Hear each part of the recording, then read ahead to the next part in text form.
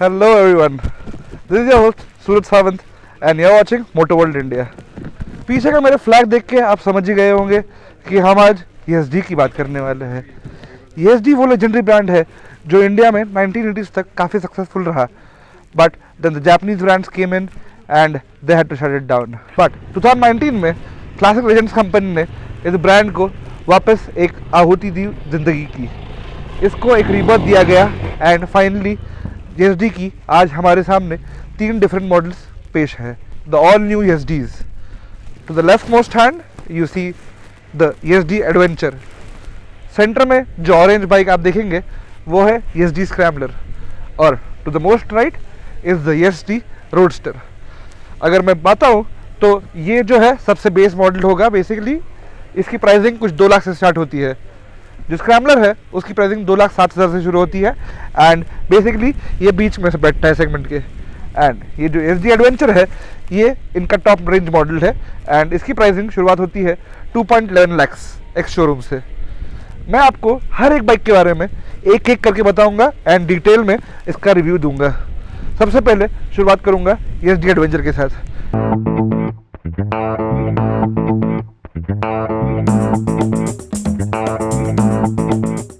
सबसे पहले मैं आपको बताता हूँ ESD की टॉप मॉडल के बारे में, जो कि है ये ESD एडवेंचर। ये आप खरीद सकते हैं 2,11,000 रुपीज़ एक्स शोरूम की कीमत पे and this supposedly is the top model that ESD is offering अभी के लिए। तो क्या खासियत है इसमें? वेल, दिखने में आप देखें तो इंस्पिरेशन काफ़ी हिमालयन से इंस्पायर्ड है, आपको लगेगा। It run on a similar type of setup. Front में 21 इंच की रिम है, रेयर में 17। टायर्स भी जो है सीएट के हैं, जो कि आपने हिमालय में देखे हुए हैं पहले भी। In terms of looks it somewhat दिखता है कि वो इंस्पायर हुआ है हिमालयन से, बट ये बाइक काफ़ी डिफरेंट है। Well, how is it different? सबसे पहले बताऊँ तो ये गाड़ी काफ़ी लाइट वेट है, गाड़ी चलने में काफ़ी निम्बल है। आई वॉज एक्सपेक्टिंग कि ये जो मोजो का इंजन है इसमें लो एंड टॉर्क इतना नहीं होगा, बट ESD ने इसको काफ़ी अच्छी तरह से ट्यून किया and ample amount of power torque available there कि आप ऑफ रोड, जैसे कि आप देख सकते हैं हम जहाँ इस लोकेशन में आए हैं वो एक कंप्लीट ऑफ रोड ट्रेल है एंड हम एडवेंचर का पूरा मज़ा ले पा रहे हैं, एक्सपीरियंस कर पा रहे हैं ये गाड़ी क्या ऑफर करती है। कुछ बातें मुझे काफ़ी अच्छी लगी कि ESD ने सब चीज़ों का ध्यान रखा है इस गाड़ी में। Well, this bike gets a bluetooth connectivity. इसका जो मीटर है वो भी एडजस्टेबल है, you can change the direction of it so that आप खड़े रहते हुए देख पाए आपका मीटर। वेल, आप ब्लूटूथ से जो है call, messaging and navigation features activate कर सकते हैं। उसके लिए you need to download the ESD application. Other than that there is a windshield air जो कि काफ़ी अच्छी बफेटिंग से रोकता है आपको एंड विंड ब्लास्ट से बचाएगा। बाकी ये जो गार्ड दिया गया है that is very neatly thought, very nicely made also, जो कि आपकी गाड़ी को जब भी गिरेगी काफ़ी अच्छी तरीके से बचाएगी। आपकी टैंक को भी जो है सेफ्टी का ध्यान रखा गया है, आपके रेडिएटर का, हर चीज़ का एक्चुअली ESD ने बहुत शानदार तरीके से ध्यान रखा है टू डिटेल। एग्जॉस्ट को एक सेफ्टी शील्ड है, जो रेयर मास्टर सिलेंडर है उस पर भी जो है एक सेफ्टी शील्ड दी गई है। ये सारी चीज़ें आपको बाकी गाड़ियों में एक्सेसरी की तरह खरीदनी पड़ती है अक्सर। इसे काफ़ी अच्छे मेटल के हैंड गार्ड्स भी मिलते हैं, जो कि आपको आपके नकल्स को ऑफ रोड में, ऐसी ट्रेल्स में कोई चीज़ लग गई, कहीं गिर गए तो आपके हाथों को और आपकी सेफ्टी का खास ध्यान रखेगी। अदर देन दैट आप देखेंगे तो इसको एक LED हेडलैम्प मिलता है, जो कि हमने हिमालय में देखा नहीं है। It also gets a grill stock from the company, जो आपको हिमालय में नहीं मिलता है वापस। बाकी और पीछे तरफ आए तो इसे एक काफ़ी सिंपल टैंक मिलता है ESD का, जो है it has a capacity of around 15 litres and fuel economy की बात करें तो we are expecting it to be somewhere around 35 to 37 kmpl। पीछे की तरफ आए तो टैंक पर काफ़ी बढ़िया ग्रिप्स प्रोवाइड किए उन्होंने, जो कि उसको एक unique pre historic old look भी दे रहे हैं and it is also doing the job of giving you good grip here. Specifically जब आप खड़े होकर चलाते हैं गाड़ी काफ़ी बढ़िया ग्रिप मिलती है। उससे पीछे की तरफ आऊँगा तो इसे एक लिंकेज टाइप सस्पेंशन मिलता है, जो कि हमने इससे पहले इम्पल्स एंड हिमालयन में देखा है, but the performance is really sweet. Specifically off road में जो इसका जो वेट है, वो सेंटर ऑफ ग्रेविटी है, वो बहुत अच्छी तरीके से नीचे रखी गई है, तो गाड़ी चलाने में काफ़ी मज़ा आता है। यू डो नॉट फील कि गाड़ी का वेट आपको खींच रहा है या कहीं पर लेके जा रहा है। मैं खुद एक्सपेक्ट कर रहा था कि मैं खुद एक हिमालयन ओनर हूँ एंड एक्सपेक्टिंग कि मैं शायद डिसअपॉइंट होऊंगा इस बाइक से, but that is not the real case. मैं काफ़ी सरप्राइज्ड हूँ विद द ओवरऑल परफॉर्मेंस ये बाइक जो दे रही है चलाने में, स्पेसिफिकली इन ट्रेल्स में, ऑफ रोड ट्रेल्स में। जहाँ पर कि गाड़ी का वेट हमेशा उसका एक नेगेटिव पॉइंट होता है, यहाँ पर ये गाड़ी ऐसे कोई फील नहीं दे रही। चलाने में काफ़ी मज़ा आ रहा है, काफ़ी एन्जॉयमेंट मिल रही है। और ख़ास एक बात लगी मुझे इसमें कि जो है कि ABS में इसको 3 मोड्स मिलते हैं।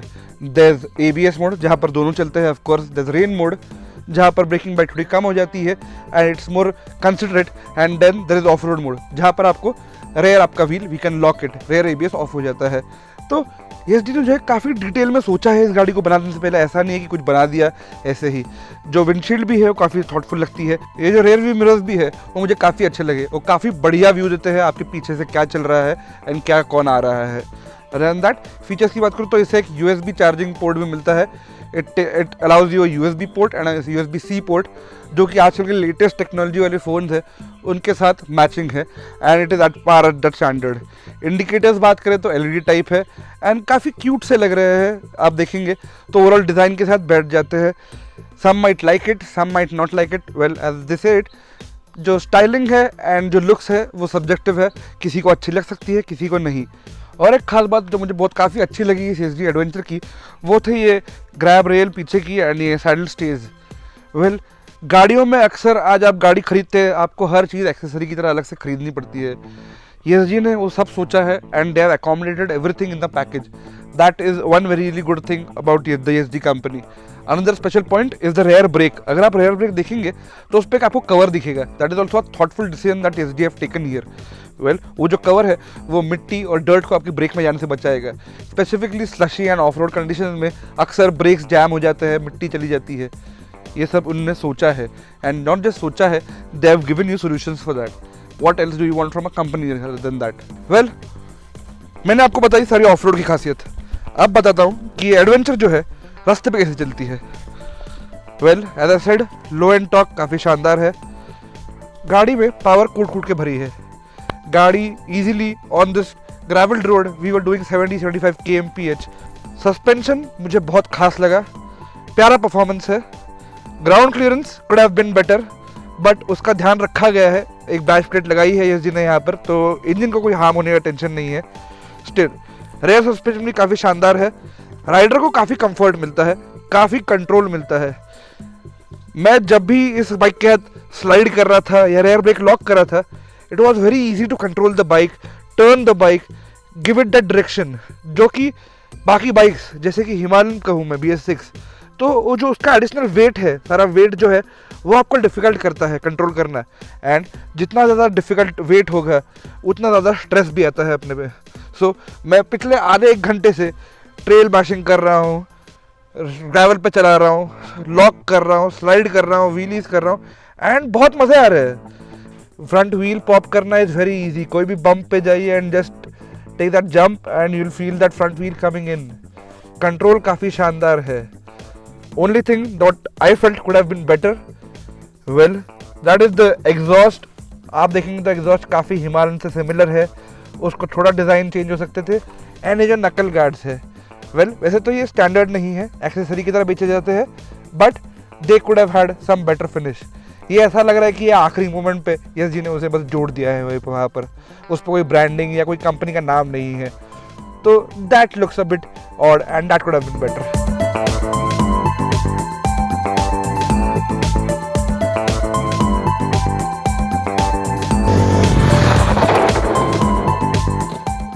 अब बात करूंगा, मैं आपको बताऊंगा ब्रेकिंग के परफॉर्मेंस के बारे में।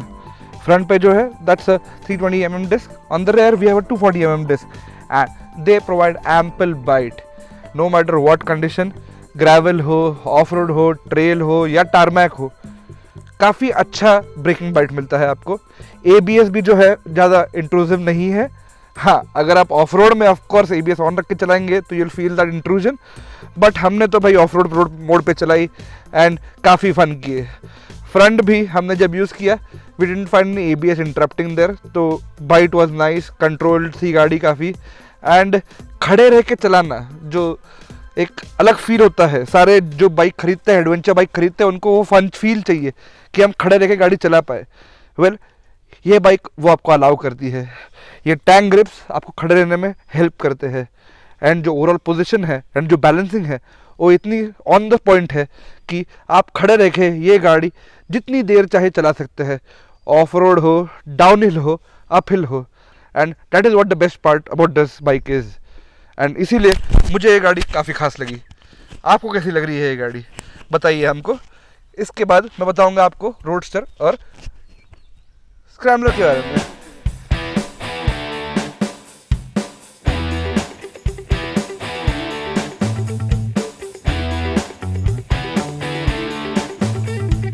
अब बात करते हैं ESD की सेकंड बाइक जो कि है the scrambler.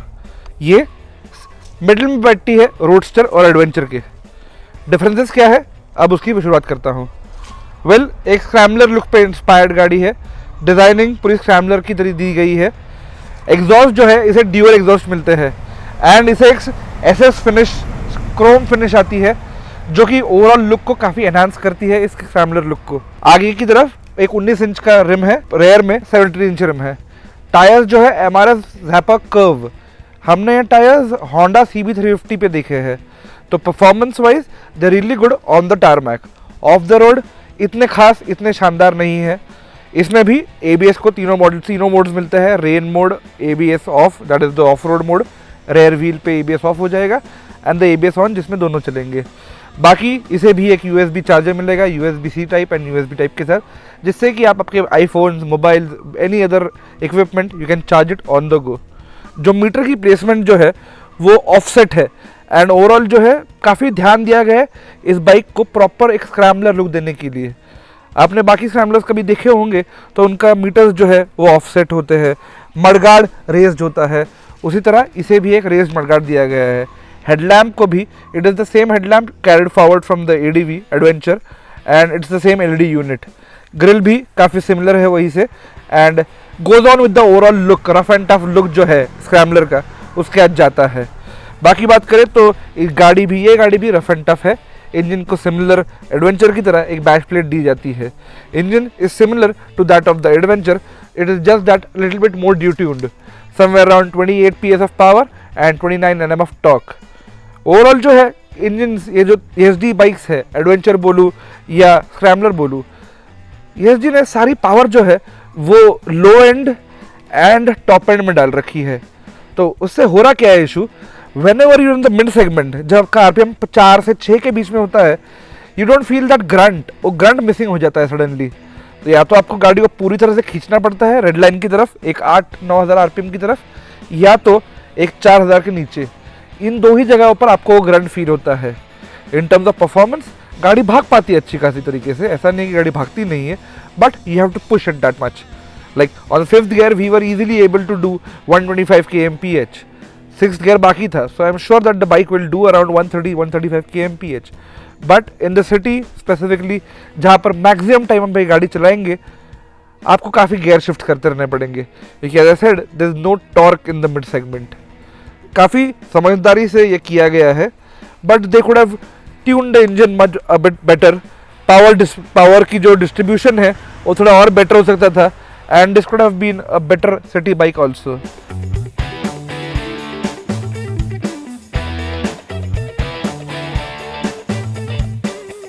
Other than that, in terms of braking, tires as I said they're really nice, Zappa curve, काफ़ी अच्छा बाइट देते हैं, काफ़ी अच्छा ट्रैक्शन दे रहे हैं, कॉर्नर्स में भी काफ़ी मज़ा आई।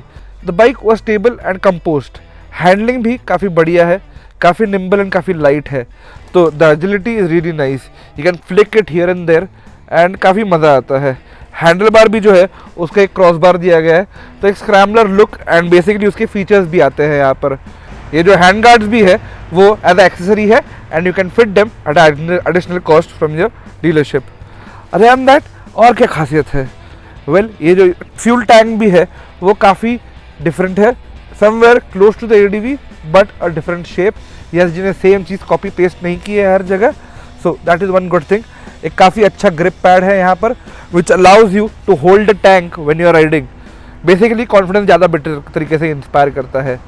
ये जो पीछे ग्रैब रेल दी है वो काफ़ी बढ़िया है, स्क्रैम्बलर लुक को एनहांस भी कर रही है, बट इसकी साइज़ मुझे काफ़ी छोटी लग रही है and I am not sure कितना प्रैक्टिकल हो पाएगा इस पर सामान लोड करना। Strength well is not my concern, but जगह काफ़ी कम दी है यहाँ पर, तो आई एम नॉट श्योर अब कितना लगेज यहाँ पर बांध पाएंगे। Indicators as I said are similar to all the KSD models and LED type है, and I won't call myself a big fan of those designs. They could have been a bit better, I would say, जो overall look को enhance करते हैं. Adventure की तरह ही ये scrambler भी बिल्कुल खिलौने की तरह लगती है लुक्स में. डिटेल में देखने जाएंगे तो आपके थोड़े जो वेल्डिंग है, वेल्डिंग के जो पॉइंट्स है वो थोड़े ब्यूटीफुल नहीं बोल सकता, बट अगली भी नहीं बोल सकता, but they're incomplete, that's not finished. So जो है एक प्रीमियम बाइक की फील मुझे नहीं आ रही उसमें से, उस चीज़ के वजह से. Then that the exhaust look really nice. It's a 2-in-1 exhaust. Basically pipe आता है राइट की तरफ से एंड यहाँ पर it gets 2 different connections. Exhaust note काफ़ी प्यारी है, काफ़ी अच्छी लगी. एंड जब इंजन पीक परफॉर्मेंस पे जाता है तो बहुत बढ़िया ग्रंट डिलीवर करता है. आपको मैं एग्जॉस्ट नोट सुना देता हूँ.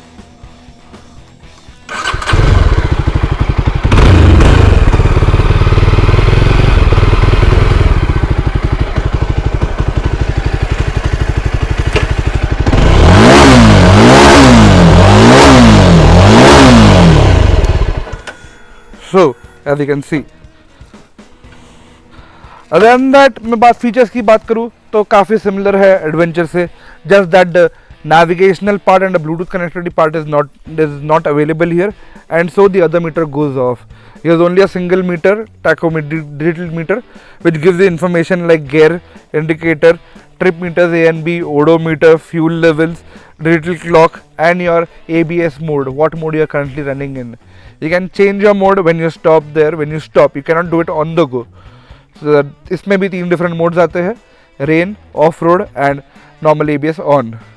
So overall as a package, scrambler काफ़ी इंटरेस्टिंग लगी. बट मुझे अभी तक तो इन दोनों में एडवेंचर, इसमें एडवेंचर ज़्यादा भाई. ओवरऑल वो लुक, ओवरऑल परफॉर्मेंस बोलिए, उसमें काफ़ी अच्छा लगा मुझे. This well it is a step down there. I understand why this is not the top model and why the Adventure is the top model. Other than that, I would say this is the first proper scrambler bike that Indian market has got. इससे पहले हमें CB350 मिली है, we have got the FZX, but दोनों में कुछ ना कुछ कमियां हमें हमेशा लगी.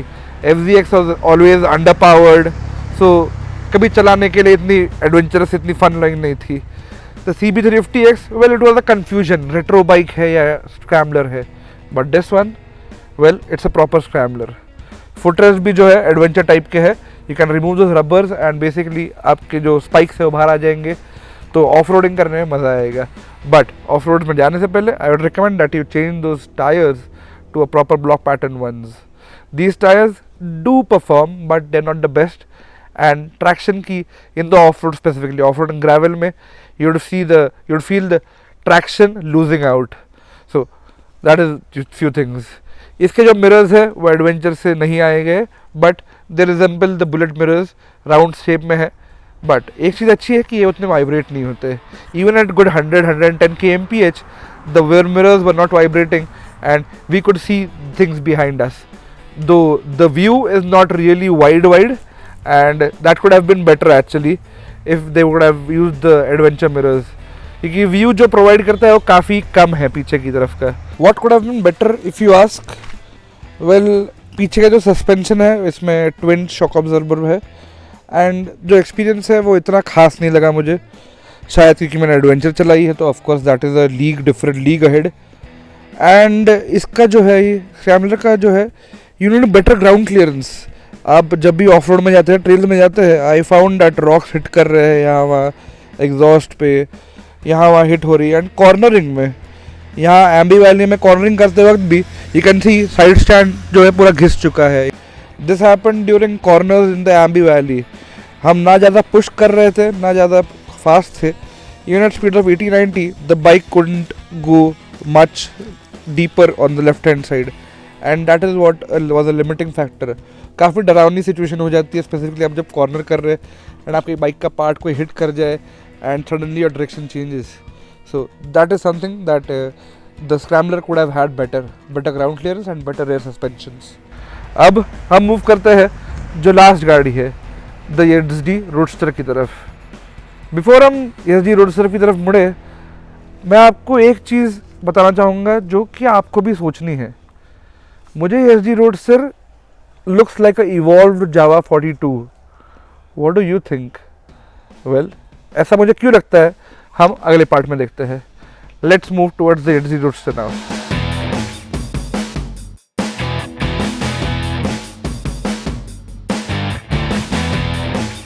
तो जैसे कि मैं आपको कह रहा था, ये ESD की रोडस्टर जो कि आपको काफ़ी हेवीली इंस्पायर्ड लगेगी जावा की 42 से, but don't let the looks fool you.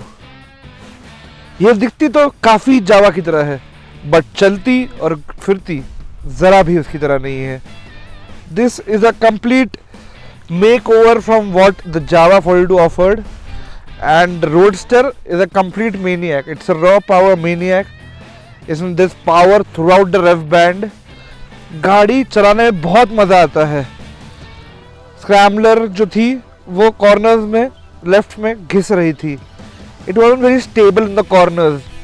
I think वहाँ पर वो 19-17 को जो कॉम्बिनेशन है व्हील का, it wasn't letting it stable. Rear को स्टेबल नहीं रहने देता.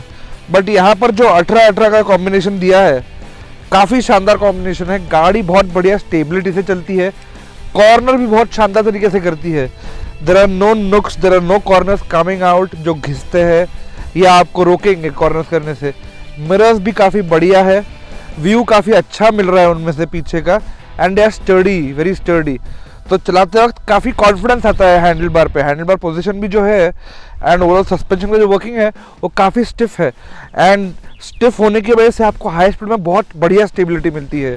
हाई स्पीड कॉर्नर्स बोलिए या high speed ripping it off on bad roads, गाड़ी कहीं नहीं डगमगती.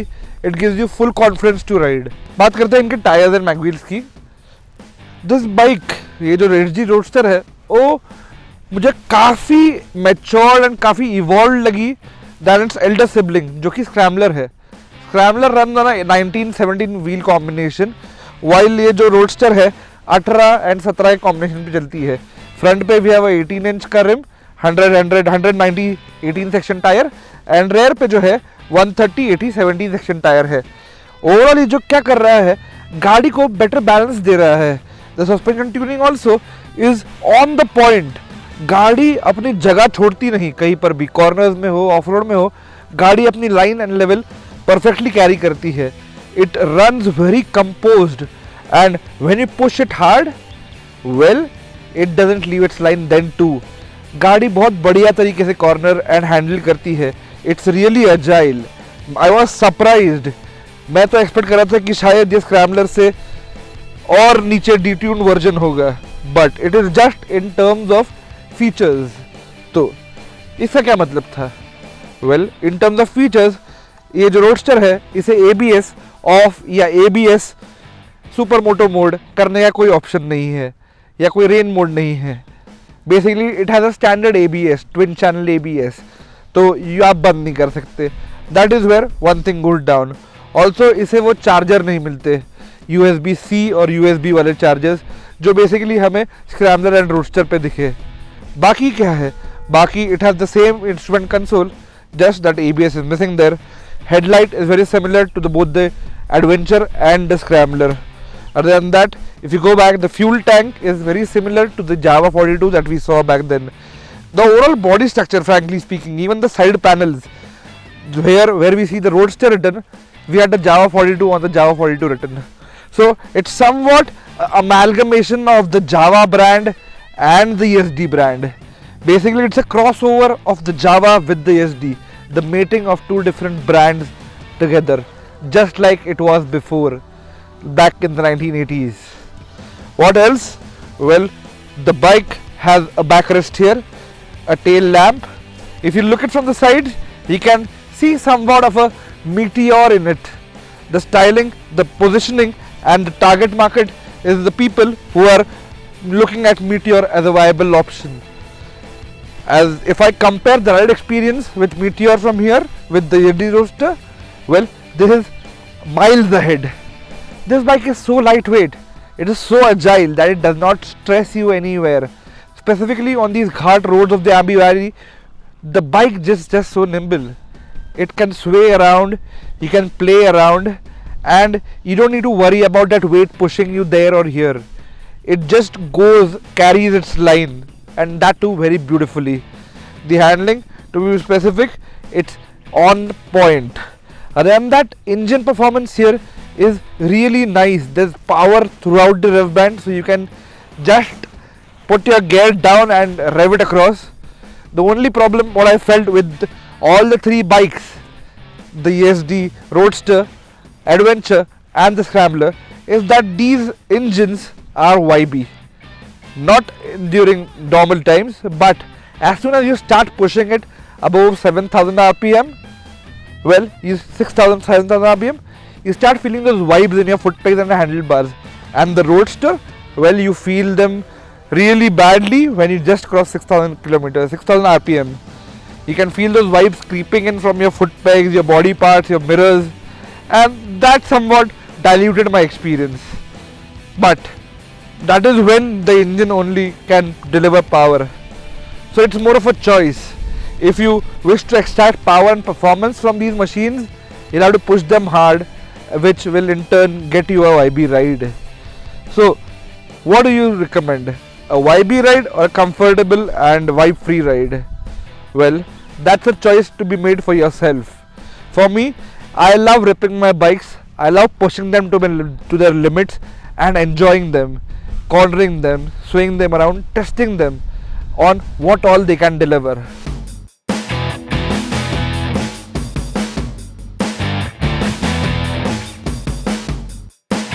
Frankly speaking, I am baffled with what the ESD brand has managed to deliver today here.